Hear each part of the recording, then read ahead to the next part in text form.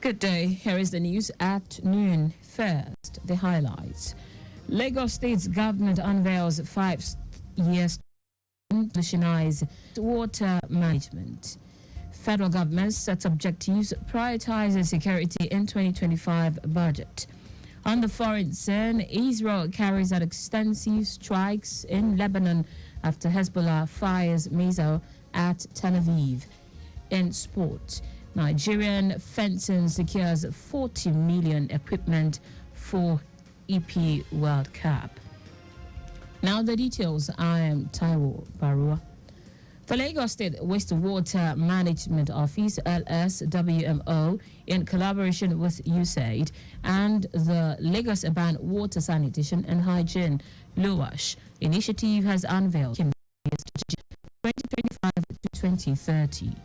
The comprehensive blueprint is designed to ensure sustainable wastewater management across Lagos State, safeguard public health, enhance environmental sustainability, and improve the quality of life for all residents.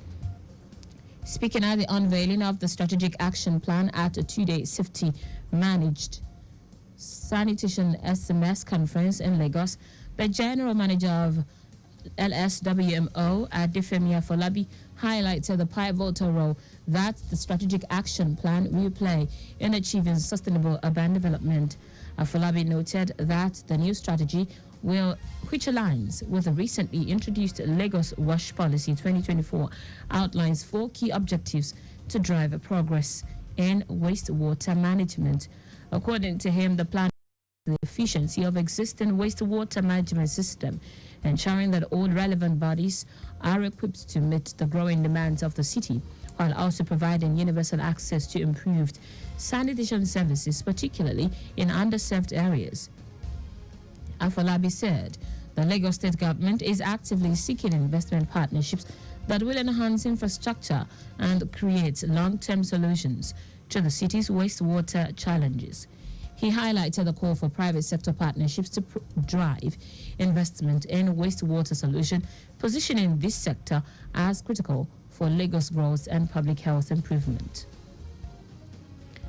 Over 4,000 primary and secondary school students have been trained in digital skills by the Ujudu Local Council Development Area LCDA of Lagos State.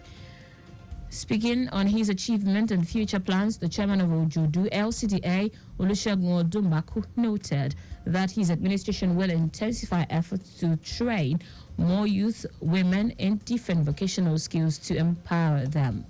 According to him, in the last 3 years, over 500 residents, including the elderly, children, widows, have benefited from the free health mission in partnership with the Ilera Eco and Access Free medical services across the 7 primary healthcare centers of Ojudu LCDA, with efforts ongoing to empower 100 more families, including insurance for 6 people with disabilities. I'm a big fan and a big lover of skill acquisition. I believe we are here and our youth lack direction, and they see most of these skills as dirty jobs. And I think it's about time we start changing their orientation. Being a plumber is not a dirty job. Being a mechanic, yes, you might come back home dirty, but the money is not dirty. And you can take care of your family, you can take care of yourself, you can take care of with this little money you'll be earning. Instead of you complaining and having excuses. We've constructed modern public toilet facilities at Agedigbe Mechanic Village and at Yakoyo. The 3rd one is under process.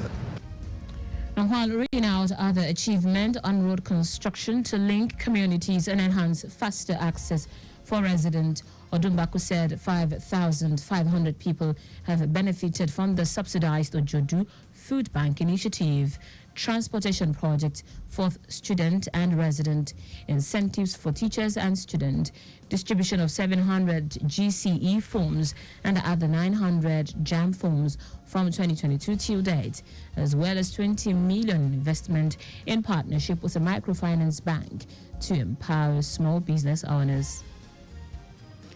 The Lagos State Domestic and Sexual Violence Agency has reaffirmed its unwavering commitment to reducing gender-based violence in the state as it organized the Market Fiesta tagged Men Wesabi at Jakonde Market Etiosa. The agency's executive secretary, Titilola Viva Adeni, said the event was aimed at speaking to men through well-timed strategic and behavioral programs, campaigns, and training for them to support their spouses and avoid domestic violence whilst building their homes in Lagos State. Commemorating the SVA Awareness Month at the program, Head of Field Operations Oluwakemi Bello harped on the need to educate individuals on gender stereotypes in Lagos State. She urged market leaders and traders to advocate for gender equality, highlighting the importance of shared responsibility in empowering women and the crucial role of men in ending domestic and sexual violence while fostering strong partnership in marriages. Now to the rest of the stories. The federal government has outlined some of its 2025 budget's major objectives, with security identified as one of its top priorities. Director General of Budget Office of the Federation, Tanimo Yakubu, gave the insight in Abuja at a meeting with budget officers on preparation of 2025 budget using the government's integrated financial management information system, budget preparation subsystem for all ministries, departments, and agencies, MDAs. He said security would be prioritized to create a conducive environment for capital accumulation in the country in the 2025 fiscal year. Yakubu added that priority must center on security to foster capital accumulation, meeting investor expectations without bias, and empowering citizens through effective mobilization and efficient deployment of development resources. The Association of Local Governments of Nigeria, ALGON, has called on both foreign and local investors to collaborate with the local government administration to bring about meaningful development in the country. ALGON National President Aminu Maifata made the call at an inaugural meeting of the 2024 Local Government Economic Summit Planning Committee in Abuja. Maifata, who was represented by his special advisor on specialties, Akala Samuel, decried alleged neglect of local government by both the federal and state government, which he said had hindered the nation's development over the years. While urging Nigerians to actively participate in the affairs of local government, Maitafa said the aim of the meeting was to plan for a convergence of stakeholders that would brainstorm on ways to ensure rural development and food security at the grassroots. He added that the Supreme Court's judgment on local government autonomy is an opportunity for the local government administration to thrive. In foreign news, Israel's military says it is carrying out a new wave of extensive strikes in southern Lebanon and Bekaa area. The strikes on Lebanon come after Israel said it had intercepted a ballistic missile fired by Hezbollah towards Tel Aviv. Israeli officials say this is the first time a Hezbollah rocket has reached Israel's biggest city. Hezbollah says the attack was directed at the headquarters of the Israeli intelligence agency Mossad. The Iran-backed group says it is resisting Israeli aggression and acting in solidarity with Palestinians in Gaza, while Israel says it aims to remove the threat from Hezbollah and return displaced residents to northern Israel. In sport now, the Nigeria Fencing Federation, NFF, has confirmed the donation of 5 aluminium fencing pistas to the body by US-based fencing equipment manufacturers ahead of the 2024 Men's Junior EP World Cup, which will be hosted by the country in December. Nigeria is recognized as the leading fencing nation in sub-Saharan Africa and has been granted the hosting right of the tournament. According to NFF President Adeyinka Samuel, the equipment valued at 40 million naira would motivate the federation to a successful tournament.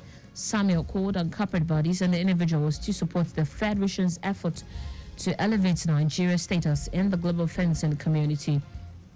Etobe recalled that Nigeria last weekend made a remarkable entry into the global fencing scene thanks to the aggressive performance of 16-year-old Nkosi Bro, who won the country's first ever medal in the sabre category at the World Tournoi Satellite Cup in Iceland. The world number 67 ranked fencer clinched a silver medal after a hard-fought 15-9 match against Iceland's Andrew Mathieu.